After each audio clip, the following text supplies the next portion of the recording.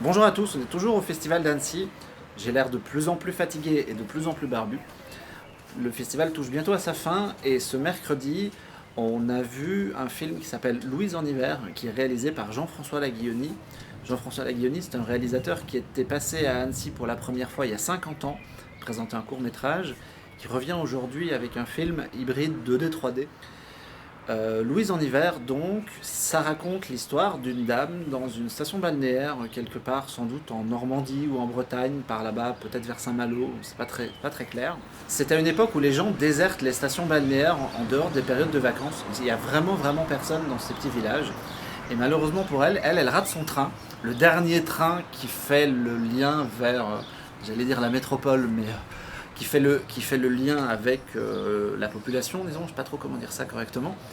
En tout cas, elle se retrouve toute seule dans ce petit village et malgré son âge avancé, elle va se débrouiller pour passer les saisons. Et donc elle va quitter l'endroit où elle dormait pour s'installer sur la plage et se débrouiller à vivre son quotidien, se construire une cabane, se trouver à manger. Ça devient un peu un espèce de Robinson Crusoe, mais sur une plage française où il n'y a plus personne pendant des mois et des mois.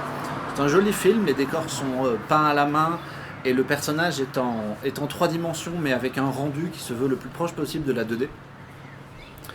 Et effectivement, Jean-François Laguilloni, qui avait fait L'île de Blackmore notamment, fait un beau boulot visuel.